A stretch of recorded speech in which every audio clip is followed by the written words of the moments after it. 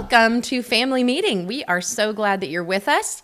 We have some super exciting news about our week this week that we want to share with you. Unbelievable news. It feels so surreal. Yes, it does. Our oldest daughter, Catherine, just got engaged last night. Yeah. Woohoo! So we're so excited. We couldn't be happier. We love Corey. We love her man. We are in full support of this marriage. It's going to be wonderful. And so we're just celebrating. We're just happy. God is so good. And I'm sure he's doing good things in your life too. So share with us in the comments something good that God is doing in your life and the life of your family. We want to hear about it. I'm feeling a little tired though because they had the engagement. We'll talk a little bit more about it as we get in the episode.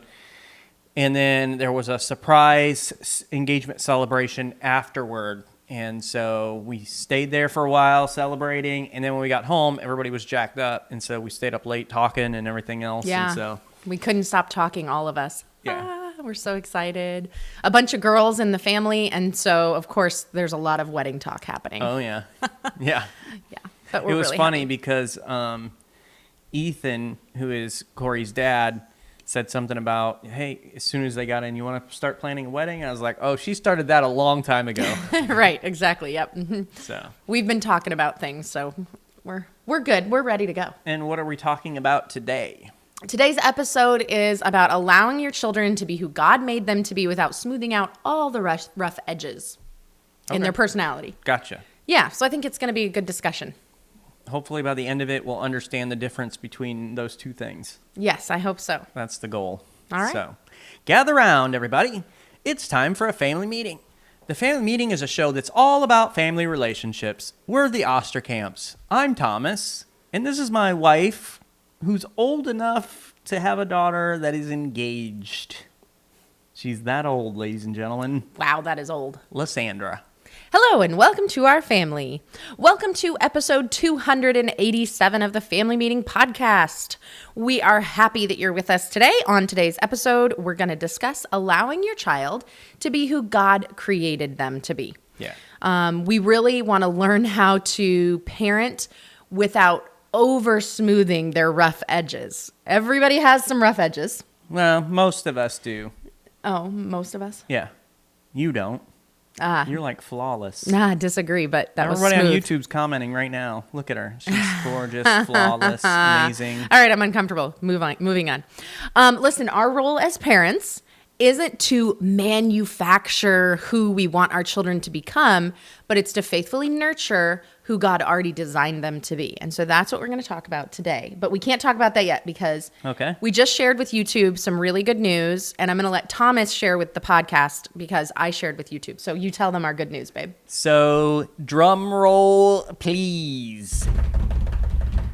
Our firstborn is engaged. What? So she has been dating her boyfriend Corey for 3 years as of yesterday, and they got engaged yesterday. So it was quite an exciting day.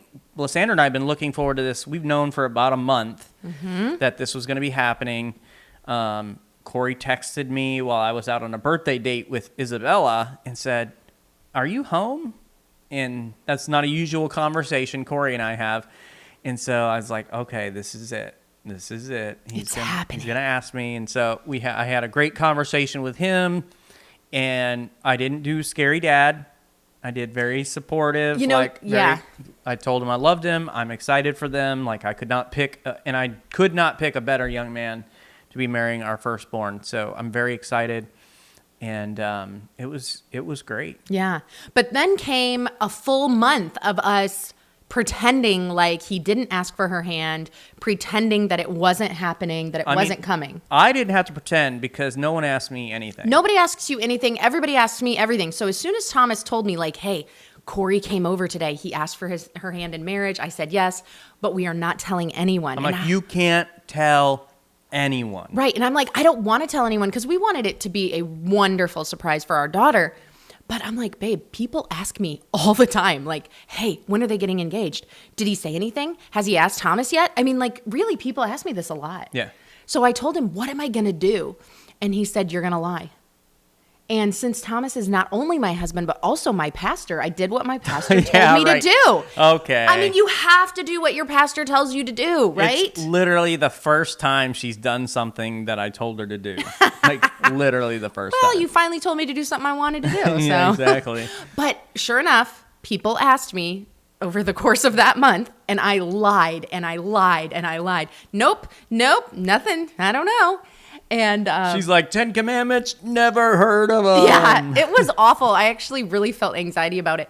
But what's funny is my daughters, Abigail and Violet, both saw me lying at 2 different times, saying, like, I don't know anything. And they both were like, Mom's lying. So I'm a terrible liar, you guys. I stutter. My voice gets kind of high. Yeah. And I think more than anything, I get a look on my face that's like... Your eyes give it away. My eyes are like, I feel so bad that I'm lying to you. I'm so sorry. Like, my eyes are saying it out loud. Yeah. And it ruins it, so... But the great thing was, Catherine was expecting this to come. Mm-hmm. And Corey did a great job of surprising her, even though she suspected it was going to happen. And so he told her at a certain time that he had a special surprise for her. And she, of course, thought it was going to be the engagement. And it was not the engagement. He took her to the aquarium. Yes. And so she got to the aquarium, realized that was the special surprise. And then she's like super disappointed. Yeah. And later on the drive home, he stopped by the beach and proposed there. And she was, according to her, bawling her eyes out. And then they drove straight from the beach to an engagement, surprise engagement party. A surprise engagement party, yes. So Which, he did great. He had a day so full smooth. of surprises for her. So. It was fantastic, and she was so happy. In fact, she was even like, she was so surprised, and the picture that we have, which there are other pictures that are coming, but we have one picture, and he's on his knee at the beach, and you can see her face in the picture, and she is just weeping. Yeah. So, like, her dreams are coming true. We're super excited about that. But it's a weird place to be as a parent, as a father. But I love the season of life that we are in. We've got a couple of things coming up. We are just a few weeks away from a marriage retreat in Sorrento, Florida with Reach Church. And then the next week, we will be up in Berlin, Ohio for a marriage retreat up there. A couple days later in Ohio, we'll be at a Refresh ministry event speaking to ministry leaders about marriage there. So a lot of exciting things happening. We're looking forward to spending time with all of you and seeing you in person, having some great conversations as we equip and encourage each other in our marriage relationships. And then, can't wait for these. And then we've got some other special, exciting news that happened this week. We have coming on Friday, so just 2 days away, our proof copies are coming in for Discipline That Works. Oh, I'm so excited. So our latest book release, first one on parenting, talking about discipline and the right way to be able to do that. And we share a lot of our stories, our mistakes, and I think it's going to be super helpful for a lot of parents. So I'm excited to get that into your hands. Yes, so, it's going to be great. I'm excited about it. We will have a video coming up when those come in, so you can kind of see the author copies. And once those come in and we approve them, they will be ready to go very shortly thereafter. And you'll be able to get your hands on that. Hopefully we can have some in hand before we make the trip to Florida and Ohio. Yeah, that would be great. Are coming up. Absolutely. Be fantastic. We have a lot of good things happening in life. Yes, a lot of reasons to celebrate. A lot of things to be excited about, including the conversation for today. I'm looking forward to this conversation. Yes, just all of it adds up to this. God is so good. So good. But I have to ask you this question, Thomas. Okay. All right. And as I ask you this question, I'm kind of asking it to all of our podcast listeners, all of our YouTube viewers, okay? Here's the question. Do you ever feel the pressure to fix, shape, or polish every part of your child's personality? I would say no. That's crazy. Yeah. Why do you think that's crazy? Because I don't understand that. Like, I want to polish, fix, and shape every part of every one of our children's personalities. Not just our children's either. I think mine as well. Definitely yours. Yes. I've been mothering you for 23 almost years now. Yeah, probably more than that. I'm still working on changing your personality. Yeah. It didn't start at marriage. You started way before we got married. That is true. Yeah. We're going more like 30 years Yeah. of that. So I'm still working. Yeah. We'll see if I Got can a bang up job over here. Yeah, I know, right? People are like, you're not very good at this. Yeah. Well, I feel this pressure. Like, maybe it's not the pressure, but it's like the desire. I feel the temptation. That's the word. That's the word word I for it. want to use. Yeah. I feel this temptation to try to make my kids be exactly, perfect. Like, I want their personalities to be perfect. And So, like, give some example. What are some examples of some ways that you feel like you're tempted to shape their personalities? so it would be things like some of them are just really sassy. I mean, we have girls, but they're a little sassy, right? So sometimes they're telling me a story of something that happens and they're sharing with me their inner monologue in that moment. Yeah. And their inner monologue is like so cranky and sassy and like what I would consider almost like mean or like an attitude. And that's not what they're saying out loud. So they're using the right behavior and everything in those situations. But it might be like in a conversation with their boss or another coworker, Okay. you know, well, you never pull your weight or whatever, you know, like it's that kind of a thing. And I'm like, man, I wish they wouldn't sound like that. I mean, I definitely tried to do this when they were little.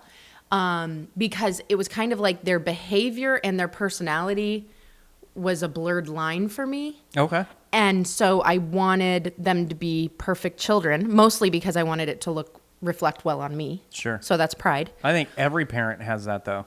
Yeah, absolutely.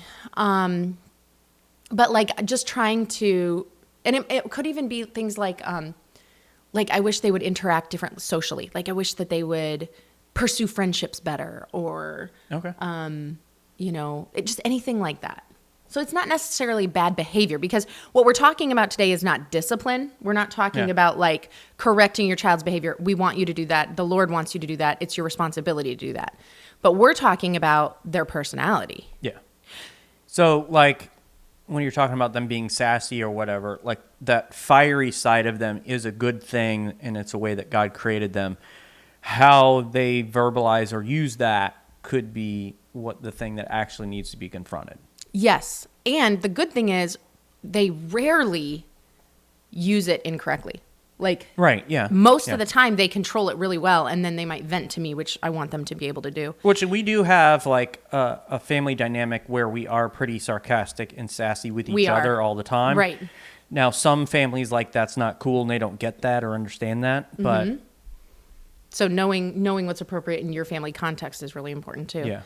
But what we want to do today is really explore what it means to allow your child to be who God created them to be, even when their temperament or strengths, or maybe you want to call it their rough edges, challenge your expectations. And that's what it is for me. Like, my expectations for everything in life are so high. Very, very high. Poor Thomas.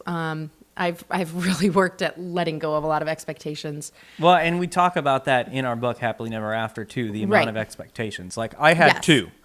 I wanted food to eat, and I wanted sex, and that was basically my expectations. And then a few more came along, but going into it, those were the two I had. Yeah, you wanted me to cook for you. Yeah. And you wanted me to have sex with you. Yeah. And I was like, I don't want to do either. No, I'm just kidding. JK. Sometimes you could put those expectations together. Absolutely. That makes for a fun evening. So yeah, how can we really accept and not just accept, but celebrate our children's personalities? Yeah. And yet still understand that difference of like, okay, this I need to step in and correct because this is behavior. I'm not changing their personality. And parents naturally want to guide and protect. Like that's within us. The whole saying about the mother bear and all that, right? But when guidance turns into control, kids can lose confidence, identity, and resilience. And we want to help you discern the difference between shaping character and suppressing their God-created uniqueness. Absolutely. And I think that's the key is they are so unique. your children are unique, and that's on purpose. Yeah. And how can we know this? God loves uniqueness. Yeah. He created this world, and you just think about the world. The whole world does not look like a desert. The whole world does not look green and lush like Florida. The whole world does not have mountains. The whole world does not have beach, right? Yeah. It's unique in every area you go. You look at plants and trees, all the uniqueness. Then you look at animals, and you've got, the wild shape of the giraffe. Yeah. And the teeny tiny mouse and everything in between. God loves uniqueness. Well, and even looking at human beings, like look at the difference in the races. Yes. And how God created each race that is so beautiful and unique and wonderful. Yes. And so we see that he loves that uniqueness, and loves variety, and we should celebrate that. Yes. And that's how it is in your family too. Your children are unique to what God created them. They are not supposed to be the same. And I think that there can be this desire to maybe take like the easiest child we have.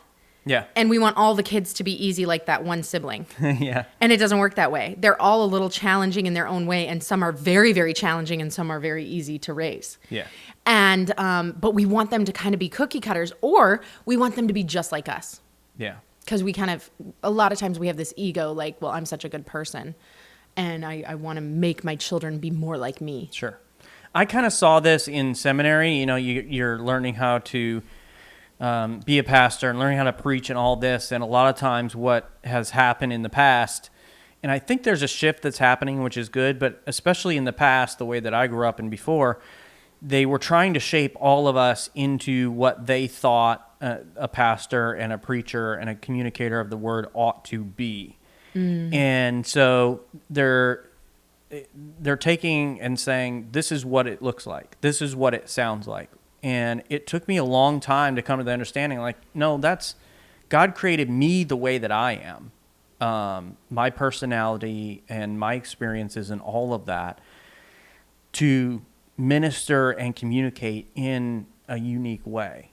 And when we try to force our kids into being something that they're not, we can end up doing a lot of harm. It's like taking that little toddler toy that's square and it's got the different shape holes in it, and then you take the little different shape blocks and you're like pushing it through and teaching them, all those kind of motor skills and everything else. But a lot of times we're trying to take the square block and shove it into the little oval hole, and you can't do that without harming the block. Yeah. You just can't do that. And a you lot hit of times resistance. That's exactly what we're doing with our kids, and we may Right. not even realize it. Right. And so today, as we have this conversation, it'll help us to kind of evaluate whether or not we are, trying to change their personality versus addressing the behavior that's at hand. Absolutely. And remembering God does not make mistakes. Like your child is exactly how God wanted them to be as far as their personality and their unique makeup. Your child is not a mistake, and neither are you, right? But sometimes we can overcorrect a child's personality. Okay, especially things like how they express themselves, how they react emotionally, how they interact socially. And for me, that was my biggest one, I think, was interaction socially. Okay. I wanted them to be a certain kind of friend. I wanted them to pursue friendships more. I wanted them to do better in social situations. And I think that comes from I really lean towards like a lot of empathy and caring about how everybody feels. So my like lifelong goal as a people pleaser is trying to make everybody feel good whenever they're near. Yeah. So like I wanted my kids to do that too. And they're not all extroverts like me. They are not empaths like me. They are different than I am. And so I was definitely trying to control and reshape how they were socially. Yeah. And obviously we need to make sure that they're being respectful and appropriate in social situations, but it can go to the point where you're changing their personality or trying to. But if you do that, you can quietly weaken their sense of self and who they are, who God made them to be. So we want to share with you some important reasons why doing this, reshaping or trying to overcorrect their personality, can create insecurity in a child. And this is something to really think about. And by the way, this is something that I struggled with when the kids were little, but it has only increased as they are adults. Okay. It has not decreased. Because now that they're adults, I am relinquishing purposefully. I'm relinquishing control. Yeah. So I'm letting them be more independent and make their own choices. So there are times when they do things or say things and I'm like, I want to correct that, but they're not actually misbehaving. They're just expressing a feeling or a viewpoint. Yeah. And so I have to bite my tongue and I have to stop and not control them. That's so funny because I feel it less than ever now that they're older. Whereas when they were young, I felt very compelled in certain circumstances to have them act a certain way, behave a certain way, respond a certain way. And now that they're 20 down to 15, I feel a lot less pressure to do that. Yeah, and that is funny because I feel more. But I also I have to control it. Like I there's so many things I don't say. Yeah. But here's what happens, okay? When we do this, your children will start believing who they are is wrong. Yeah. So when a child is frequently corrected for how they are, not just what they do, so we're not talking about correcting their behavior. That is a responsibility that you as a parent have. You must correct their behavior. That is part of your discipline and your training them, is to correct behavior, bad behavior, right? But we aren't trying to change who they are. Yeah. We're talking about what they do. And that's just something to really think about. One thing that we worked really hard before we even had kids, we agreed on this. We were not going to tell our children, you are naughty. Yeah. We were going to say, that was naughty. What you did was naughty. Because we didn't want that to become their identity. I am bad. But it's what I did was bad, right? So when a child is frequently corrected, what they're going to do is internalize that message. If they're being corrected for how they are, like their personality, they're internalizing that message, and it's like telling them that their natural personality isn't acceptable. So what they're thinking now is, rather than thinking, I made a mistake, they start thinking, there's something wrong with me. And that is a powerful shift, and it's really damaging to self-esteem. So you want to make sure that when you are correcting your children, you're talking about the behavior you're correcting. You're not trying to correct their personality or who they are. And of course, that is who God made them to be. It also creates fear of judgment and constant self-monitoring. So kids who are overcorrected often become hyper-aware of how they act, speak, or even feel. Mm-hmm. And you notice we said hyper-aware because we all should be self-aware. We just talked about that a little bit. Yeah. But they can overanalyze and overthink about these type of things, and it can cause them to second-guess themselves in social situations. So rather than being able to connect and be who they are, they're worried about being too loud, too shy, too emotional. In other words, there's something wrong. I'm too much in whatever circumstance. And this can lead to anxiety and hesitation, making it harder for them to be confident and authentic in who they are. Right. Yeah. It also weakens their ability to trust themselves. And children develop confidence by learning to rely on their own instincts and their own preferences. So if they're constantly redirected and told how to act differently, they may stop trusting their own choices. And over time, they're going to become dependent on external approval instead of building internal confidence. Of course, that internal confidence we want them to have should come from their identity in Christ. Yes. Who God has made me to be is right. It doesn't mean that they are a good person. We know that Scripture says, that there's no one good. I'm misquoting it. Romans 3:10. They're not, oh my gosh. Can you pull me out of this? I don't know what you're doing. Romans 3:10. What are you doing? What are you saying? There are no good people. True. I am not quoting the verse properly. But there's no one that does good. There's no one that understands. There's no one that seeks after God. So we all, at our heart, we are sinners, right? We understand that.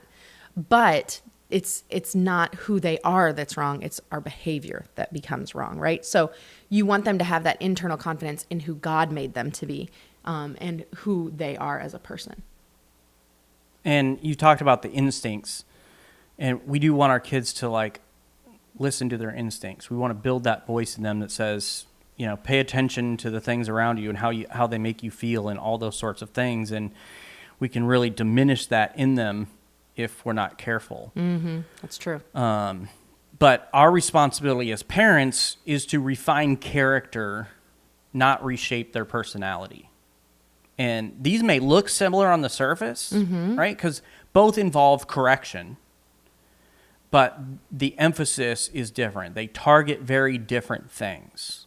So, for instance, think about what you're changing, right? So in refining character, that focuses in on values and behavior. Things like honesty, kindness, responsibility, and respect. In other words, you're guiding what they do. Right. And those things are so important, and we have to correct those things and help with their character. But we're not trying to reshape their personality, because reshaping their personality looks like this. It focuses on who they naturally are, like being introverted versus extroverted, right? So you're saying like, oh, you're so introverted. Why are you like that? Why can't you just be more like your sister who's extroverted, or your dad who's extroverted, or whatever, or like me? But understanding, like, when you are attacking their personality, you're trying to reshape that. That's going to really mess with how they view themselves. Yeah. Maybe you're saying you're too sensitive instead of tough, or maybe you're saying you're too tough. You need to be more sensitive. Energetic versus calm, and this is something that people have said to me my whole life. You're so energetic. Where do you get all that energy? How do you do that? And I'm like, well, it's the Lord. The Lord gives me energy, which is fantastic, because that energy, I can put that into accomplishing a lot for my family and for the Lord. Yeah. But where I get into trouble is I start equating my productivity with my value. So I think like, oh, the more I get done, the more value I have in God's sight and in other sights. But that's not, I have to stop that. I have to separate those two and say, okay, it's great to get things done, but that's not where my value comes from. My value comes from the Lord. But thankfully, my parents never tried to like squelch my energy. Yeah. I was energetic as a child. And I remember my dad saying, Lysandra likes to talk just to hear the sound of her own voice. And as a child, I was like, no, I don't. I didn't understand that at all. I was like, I talk because I have a lot of things to say. Sometimes I wonder. Yeah, it's not true, because I don't care about the sound of my own voice at all. In fact, if I ever listen to our podcast and I hear the sound of my own voice, I'm like, ooh. So it's not to hear the sound of my own voice. It's that I have things that I think, and whatever I think, I want to say. Yeah. But that's how I'm built. Exactly. You are a verbal processor, so like you verbalize all the things that you're thinking through. And it's part of my personality. So I'm not trying, my parents didn't try to change that about my personality, and neither am I. I do have to refine it and grow. Yeah. And be careful what I say, and think through what I say, and maybe sometimes be quiet. Filter just a little, right? So think about your children. They have some of these things, right? Maybe they're sensitive, maybe they're tough, maybe they're energetic, maybe they're calm, whatever it may be. But you're not, if you are trying to change how they are, then you are now reshaping their personality rather than refining their character. And think about the message the child receives in each of these scenarios. So when you're focused on refining character, the message they receive is, I accept you, but this behavior needs adjusting. That's good. And that's the message we want them to receive. Like, I love you the way that God created you, but the behavior isn't right and needs to be fixed. And in this instance, the child feels safe and guided. But if we focus in on reshaping personality, this is the message they receive. You'd be better if you were different, right? That it comes down to who you are. Something's wrong, something in you personally, it needs to change, and the child feels judged and inadequate instead of safe and guided. And you think about that, like, if that's a message you've received from your parents from when you were young, and your whole life you're trying to change that like integral part of who you are, think about the anxiety associated with that. Yeah. The pressure to change that. Like you would be working on that all the time, trying to change who you are. That's exhausting and it would produce anxiety. No wonder there's so much anxiety in our world. Yeah. And this is the issue. There's a long-term impact for both of these, right? The long-term impact for refining character is really positive. It builds confidence, self-respect, emotional security, social understanding, self-awareness. These are good things. Kids learn I can grow and I can improve. So like for me, I'm energetic and talkative. My parents didn't try to change that, but they did tell me that I need to think before I speak. And I remember my dad saying this when I was young. Yeah. Because when I was 9 years old, I told my parents that I thought I was supposed to be a pastor's wife when I grew up. And so my dad said, one thing you're going to have to work on if you're going to be a pastor's wife is controlling your mouth and being careful what you say. And I mean, I took that to heart immediately. And I was like, I'm going to work on that right now so that I can, because he even told me when I was so little, he said, so when are you going to start working on I'm this? going to work on that tomorrow. Actually, it's the goal. But he told me, he's like, people are going to share things with you that you can't share with anyone. And you're going to have to be able to keep that to yourself. And so that was good for me. Which you are very good at that. Thank you. Because he did say, I mean, it wasn't like he was trying to change who I am, but he was basically saying like, this is you and you are not wrong. You are not bad, but you can grow in this. Yeah. And so that's the refining character. Now the long-term impact of reshaping personality is quite a bit different, and it is very negative because it oftentimes is going to create insecurity in your child. It's going to create self-doubt. It is going to create an identity crisis. Who I am is wrong and not who I am in Christ is right, right? So kids, what they learn is they say, I have to be someone else to be accepted. Mm-hmm. And you can't. You can't be someone else. You are yourself. You are who God made you to be. And fighting against being who God made you to be is a losing battle. Yeah. You can't win that battle. So rather, you need to accept who you are and then grow and learn and refine. Well, and you're maybe listening to this and think, these things are so close. Like, how can I tell the difference? Yeah. How can I tell the difference if I am refining character or reshaping personality? And here's a little simple test. If you're correcting something that could harm others or themselves, that's focusing in on the character. Mm-hmm. Or if you're correcting something simply because it's not your preference, you're focusing more on personality. That's good, and that's helpful because for me, I have so many preferences. Yes. And I feel my preferences so very deeply. Yeah. I am one of those people that I either absolutely love something or I totally hate it. Yeah. Like I feel strongly about everything. Everything with Lysander is pretty black and white. Yes. I don't like gray areas. So much of our world is a gray area, and I don't care for that. Yeah. So early on with these kids, I had to be like, okay, that is a preference. Let that go.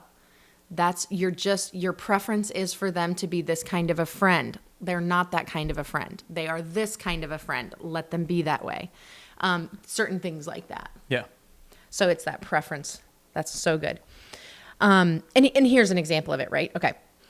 When you say something like, don't interrupt people when they're talking, there you're refining character because it's teaching respect and you are correcting their behavior. Yeah. Not who they are. Because interrupting people is a behavior and it shows that you don't respect the people who are talking. Yep. So that's good, okay? That's refining character. But what about if you said this? Stop being so quiet. You need to talk more. Has anybody said that to you? No, never. Has anyone said that to you? Yes. Yes, a lot. You have. Yeah, I know that I have. I totally know I have. But that's trying to reshape the personality because you're saying, stop being so quiet.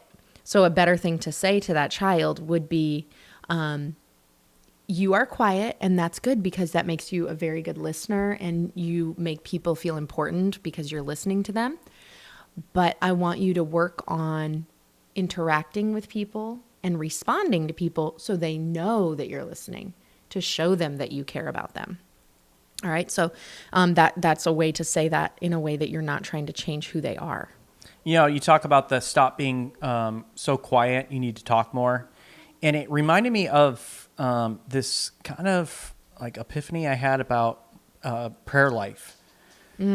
And because I was trying to change who I was in my personality when it came to my prayer life. Like I always have been taught, like, you got to pray a certain amount of time, you know, sit down and pray for an hour or this or that. And that the longer you pray, the more spiritual you are and the closer to God you are. Yeah. Like based on time. The amount of time and the words that you say. And all of a sudden it just kind of hit me one day that it's like, that's not how I am with anybody. Like, I don't just sit around with anybody and talk for an hour. No, that would be your nightmare. Yeah. You would love to listen to someone for an hour.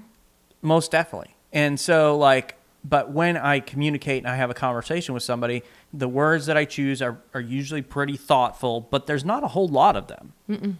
And so once I kind of understood, like, I can communicate to God exactly the way that he created me, that kind of really changed it. I think about our kids in the same way. Yeah. Like Lysandra, she could probably pray for an hour without, like, stop talking. Yeah, I wouldn't even be watching the clock. Like, I could just keep going. Yeah. But that is who she is as a person. Yep. Because I can also sit and talk to you. Exactly. But it's like, I can't compare how I pray with the way Lysandra prays because we're not the same person. We're not created the same. And a lot of times we can do that same thing with our kids. It's like, have certain expectations that they have to do this thing this certain way when it goes against everything that who they're created to be. Right, exactly. So a helpful mindset for you in all of this could be this: protect their personality, guide their character.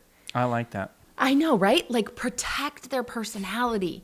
And I love the idea of this because, like we said earlier, God didn't make a mistake with how your child is, with their personality, nor did he make a mistake with you. But sometimes it feels that way when we have like that strong-willed child.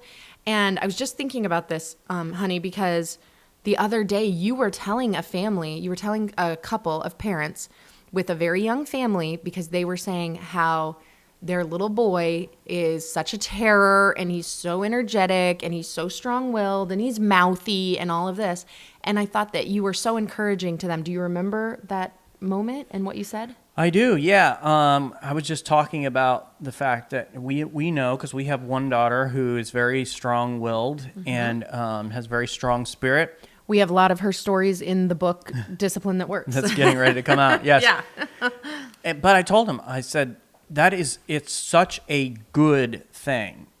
Getting it aimed in the right direction is difficult, and it does take some work, but it's going to keep them from, nobody's going to be able to talk them into anything. Right, exactly. So, like, I don't worry about that specific daughter when it comes to peer pressure, because no one's going to get her to do anything she does not want to do and does not just decide to do. Once her mind is set that this is the way something should be, this is what I should do, this is what I shouldn't do, she's very strong in that. And I love that about who she is. And she's a great leader.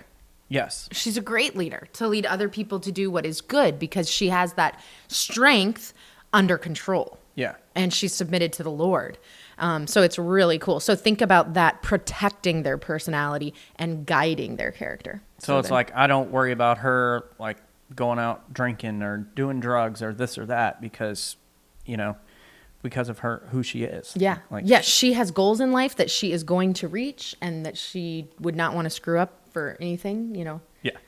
Well, I thought it was funny because she got in a car accident a few weeks ago, and if you listen to the podcast, you know all about it, but nothing serious. She was fine. She's totally fine, but she was on her way to work when she got in the car accident. Yeah, when someone hit her. And so we're telling her, like, we'll take you home and you can get some rest and this or that. And she's like, no, I want to go make money. She's like, I'm going to work. We're like, You're going to work. You don't have to go to work. Yeah. But she had her mindset like, I'm going to work. I am a good employee. I want to go to work. I'm saving money for what she's going to do after she's done with high school. And she's like, no, my mind is made up. This is what I'm doing. And I love that about her. It's a great thing. And it would have been a horrible thing if we had kind of like destroyed that out of her. So aiming it is a little difficult. Yeah, for sure. So here's how we can affirm our child's God-given design while we're still guiding them toward wisdom and maturity. Now, I like how you put that. Protect their personality and guide their character. So the first way that we can do this is affirm their God-given design is to separate identity from behavior. So making it clear that who they are is good, even when their choices need correction. And I think Lysandra was trying to touch on this a second ago. Tried and failed. But we do want to make sure people understand, because some of you may be listening to this and you're like, well, I know that there's no good people. Romans 3:10, there's none good, no, not one, right? Way to quote that well. Thank you. And then, of course, in Romans, Paul goes on from there to explain why there are no good people. And he talks about the fact that we sin with our mouth, we sin with our bodies, we sin with our hearts, that we do wrong. Romans 3:23, all have sinned and come short of the glory of God. So we're not trying to say that your children were created without sin. Some of you believe your kids can't do wrong, but that's not the case. We all sin, we all do wrong. So in that essence, your child is not good. That's not what we're talking about. We're talking about the way that God created them. In their uniqueness, their personality, who he created them to be is good. And so what they choose to do and often choose to do is wrong. Okay? So those are two very different things. So we're not saying that they're not sinners. They are. We know that. But the unique person God created them is good. And I think about our own daughters. We have 4 daughters, all raised in the same environment, pretty much the same rules, same mindset. We've grown and matured in the last 20 years, but they are all very unique, and they're all beautiful and wonderful in the way that God created them to be. And we want them to be who God created them to be. Yes. And I think that's we all love our kids. You love your kids. I know you're listening to this. You love your child for who God made them to be. And we want to help them become the best person, the best version of who God created them to be. Right. So when you're talking about making it clear that who they are is good, even when their choices need correction, affirmation sounds something like this. You have such a bold, strong voice, right? And you're saying that positively, not negatively. Exactly. You have such a bold, strong voice. Ugh. Yes. Not like that. So, and that can be difficult if you've got like a very strong-headed, stubborn kid, right? But that bold, strong voice is a good thing. It will serve them well in their life. Yeah. And here's where the guidance comes in. So you have the affirmation, you got the guidance. Let's learn when and how to use it so others feel respected too. See, you're affirming that who God made them to be is good. And that thing about them is good. But the behavior from that needs to be addressed. And we need to use it in the right way. And so one of the things that we're teaching them is through this process is I'm good, but I can grow. Like who God created me to be is good, but I can grow. I need to use it in the right way. Exactly. And along with that affirmation that you just mentioned, we need to be calling out our children's strengths. They have strengths. Even those things, those strengths may frustrate you and they may be creating some bad behavior because they're not fine-tuned. Those strengths are not fine-tuned. Understand that they are strengths and we need to recognize them, call them out, verbalize it. Even if those strengths show up imperfectly in your children. So what that might look like is you feel like, okay, this is a problem. My child is stubborn and it's a problem. But understanding that stubbornness you're seeing in your child is really an undeveloped strength. Yeah. Because that undeveloped strength of stubbornness is also persistence. Yeah. It can become persistence. It could become leadership. It can become standing up for what is right. Okay, maybe your child is very sensitive and you feel like this is a problem. No. This means they have empathy. They care about other people. They love like Jesus. So call out these things as positive, as strengths. Energetic, right? That might be leadership or being able to accomplish a lot of things and handle a lot of things. So instead of shutting it down, you're shaping it. Yeah. And you say something like, I love how determined you are. Let's go practice being flexible. Because a lot of times perfectionists, like I'm a little bit of a perfectionist, right? I don't like to be flexible. Yeah. I don't like it when my schedule is thrown off. No, you don't. And sometimes that happens to me and I have to practice, work on, learn to be flexible, learn to accept when things change and work through those emotions quickly so that I can get to that point of acceptance and be happy and cheerful and just move forward with the thing that has changed. But telling them like that it's a good thing you're determined, but we gotta practice being flexible. Well, and I love that analogy of undeveloped strength. So with our daughter getting engaged yesterday, I'm thinking all about diamonds, and how wonderful and beautiful diamonds are. And one of the things that they do is they highlight the great qualities of each stone. And the way that they cut it and what they do to it, they're not trying to change the diamond from being a diamond. They're trying to highlight the best qualities of that diamond. And that's exactly what we want to do with our kids is take those great qualities about who they are and how God made them and allow them to be able to shine to their fullest extent. Mm-hmm. Absolutely. But now these personality traits, maybe it's the stubbornness, maybe it's the energy, maybe it's the introvert or extrovert. We got to be careful because there are some times when that can get you into trouble if you don't have your character refined. Sure. And so we want to, teach timing and context, not suppression. Helping them to understand that their traits aren't wrong. They just need wisdom in when and where to express them. It's okay to be silly and loud outside. Inside, we use calmer voices. This preserves personality while building self-awareness and, making sure that they're appropriate for the right place. Yes. So, like, we go to a funeral, like, that's not an appropriate place for, being loud and noisy. Jokes and laughter. So, like, I think about last night, we were getting ready to go to the surprise engagement party, and Lysander's like, listen, Thomas, it's not appropriate to do poop jokes and fart jokes at the engagement party. Right? That's not appropriate. You see, I am refining his character. Yeah. Turning me into this wonderful lump of coal. From the lump of coal into the diamond. I'm working, guys. I'm working. Into a more polished lump of coal. Yes. We're going on 23 years of marriage. We've been together for like 30, I think. Yeah. So I'm still working. But, you think about funerals. Like, there's a certain way to behave at a funeral. And we're not trying to change your behavior, but this is what's appropriate for the your situation. Personality. We are trying to change their behavior. And so, like, personality. Thank you. That's right. I knew you just misspoke. But it's like, I think about, especially when he first took over and became pastor at our church in Iowa, Good News, it was basically us and a bunch of older people. And so at any moment, the bomb could go off and it'd be end of life for them. And that bomb went off a lot those first couple of years. You are painting quite a picture there. Yeah.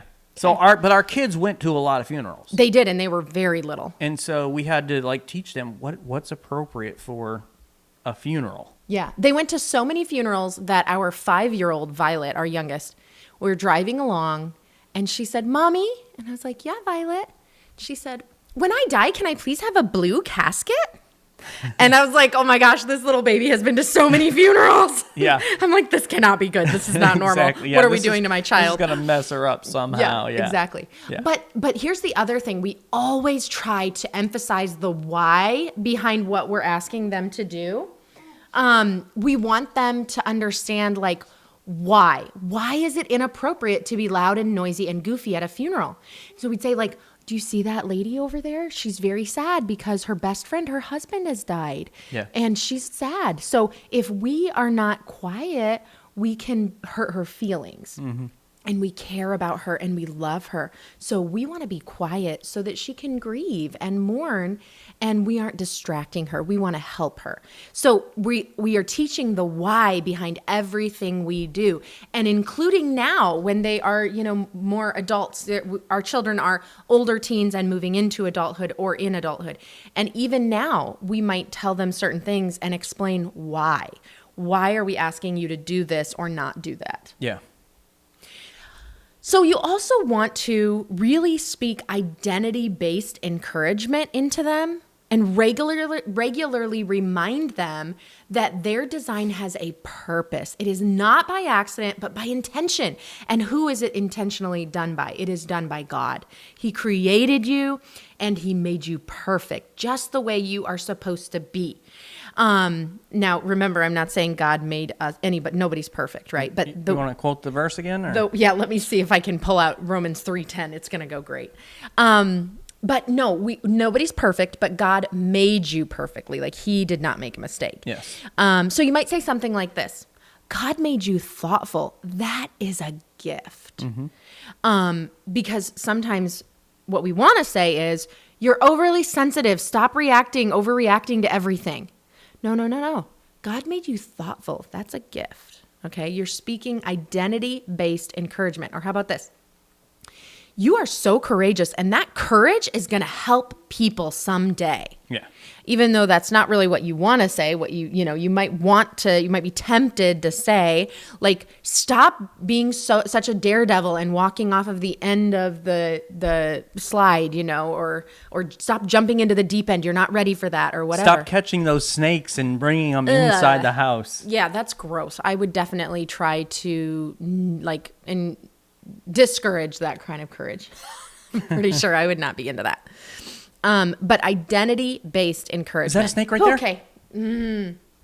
That's not funny. You got to stop doing that, because there are cords all over our rug that look like snakes, and those are my. I'm like a really big thing. It's like I don't like the thought. I don't want you to touch me right now at all. I'm not into snake fun. No, it's not fun. Listen, God has not given us a spirit of fear, but of power and love and a sound mind. I do not have a sound mind when it comes to those. So we need to correct the behavior. Who God made you to be is wonderful. Okay. But the behavior needs to change. I would like to say the same thing about you. Who God made you to be is wonderful, but your behavior needs to change. Because teasing your wife about something that she really hates is mean. No, it's not. And that's mean. Yeah. So one of the things we want to do is model growth instead of demanding perfection. None of us are perfect. Well, maybe Lysandra, and that's about it. No, disagree. But none of us are perfect. So one of the things that is good for us to do is to let them see that even adults are learning to steward their own personality. Maybe it sounds like, I'm naturally impatient, but I'm working on slowing down. Or God is still shaping me too. And what a great thing it is for your kids to hear that. That, hey, I'm still learning. I'm still growing. God's still doing a work in me. And this normalizes growth and removes pressure to get it right all the time. Yeah.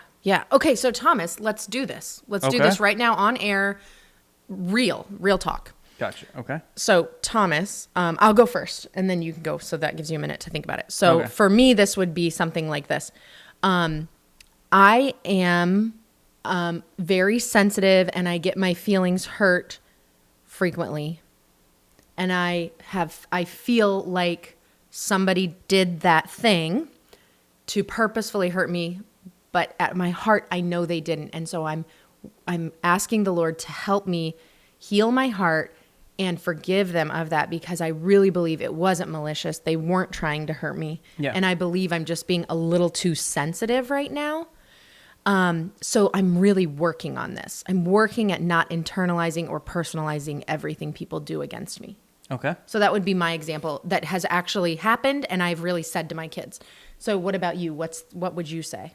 So I think one of the things is I'm a pretty strong leader, and so when I feel like we need to do something or go a certain direction, I don't necessarily think a lot about how my response to them might affect them or come across. Okay. So like in our lead team, there have been times where, so we had I'll give you a real example. I just won't tell you who said what or what, but we were talking about doing the Christmas shoe boxes, and which they send the gospel all over the world, which is a great thing. Samaritan's Purse. And so one of the people on our lead team said, I think that's great, but can we instead do it like for local people in our community? And right away, like I'm able to decide like there's too many hurdles for us to be able to do this in the amount of time. So it's like before Christmas. How do you vet these people, and just go through the process and all that. And so I was very quick to like shut this person down and say the all the different reasons why that wouldn't work. And we go along with the meeting and everything else, and then I get ready to we're driving home, and I'm like, my heart is like smitten, like, and I'm just like, you were kind of rude to that person. So I called them, I apologized. They didn't think anything of it themselves. They just said, hey, we're spitballing ideas. Like, I didn't think anything of it. But it's one of those things where I can often do that, where I don't think about how I say or what I'm saying is going to affect that person, how it's going to come across. Right, because you are not naturally empathetic. Right. And so making sure, even with circumstances with the kids, it's like, you know what, Daddy didn't respond the best way there. And so that's something that I actively have to continue to work on and grow on. Mm-hmm. And you share that with the girls. Yeah. Like, I'm working on this. I'm sorry that I did that. And you'll say those things. Yep. Yeah. So the importance of owning what you say and how you say it. Mm-hmm. Mm-hmm. And really at the core of everything we're talking about, the goal is balance, right?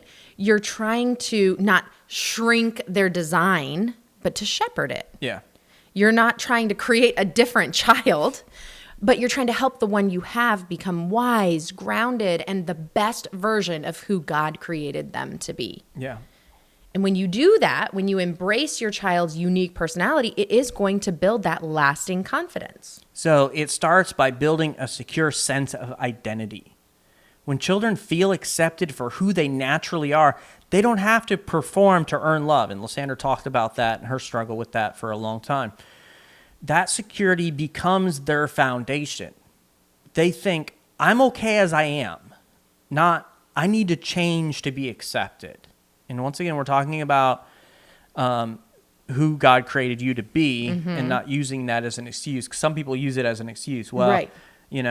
I'm God created me this way, and so that's why I do X, Y, or Z. No, the behavior matters, but who you are, the unique person God created you to be. This kind of identity, the identity stability, protects them from peer pressure and comparison later in life. Mm-hmm, exactly. And it also encourages authentic self-expression. So when their uniqueness is welcomed, then kids feel safe to speak up or explore interests or take social risks without fear of being shut down, because they're more willing to try new things and less afraid of judgment or failure. And they're more comfortable using their voice. And this confidence grows when they experience being seen and being accepted and not being edited, right? Because we're not trying to take our kids and put them into AI to make this better product. Right. That's not what we're trying to do. We are trying to refine their character and embrace and love their personality. And it strengthens internal validation for them, not just external approval.